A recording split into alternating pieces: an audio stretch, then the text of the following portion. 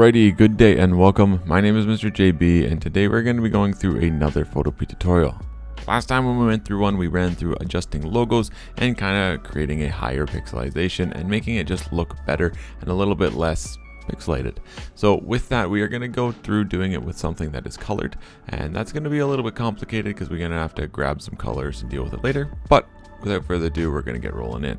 So to start, we are going to adjust the size of our image, same as we did last time. Go to our image, adjust size, and we're going to increase our DPI to around 300 again. From that point, we should get a significantly larger image, which already looks better than the one we had, but we are going to continue on. We're going to make a duplicate layer, which is just Control J, or you can right click and go to duplicate layer. We're going to turn our layer off. Then we're going to select our regular image, our top layer.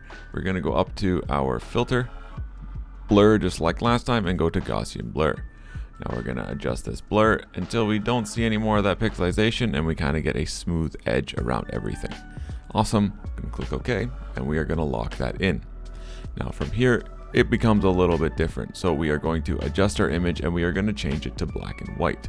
So in order to do that, we are going to go to Image, Adjustments, and we're going to go to Hue and Saturation. We're going to drag our saturation all the way down to 0 or -100, and that will give us a gray image. That's okay. That will help us for in a moment.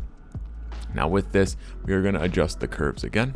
So we are going to select our new adjustment layer, go up to curves, and we're going to adjust our curves until we can see everything fairly clear.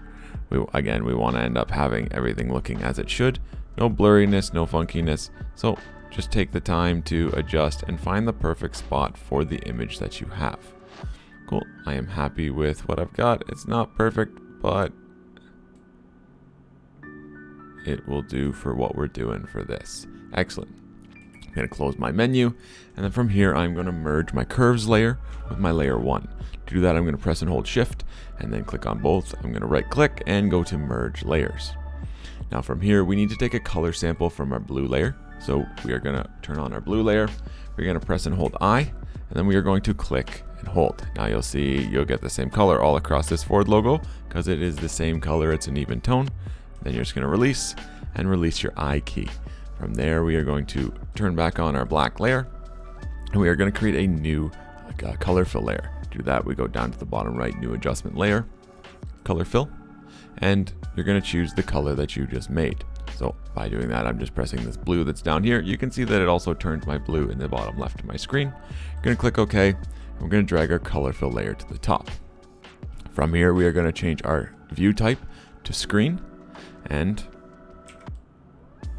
we now have our Ford logo in our color that we've chosen, which was our original Ford logo. And if we wanted to adjust the logo color for the bottom text, then we just create a color fill layer and we just make it the bottom half of that color, and we do the same thing. With that, that is all that we are covering. That's all that we're going over. Another quick tutorial for today for adjusting logos and making them look better in terms of upping their quality.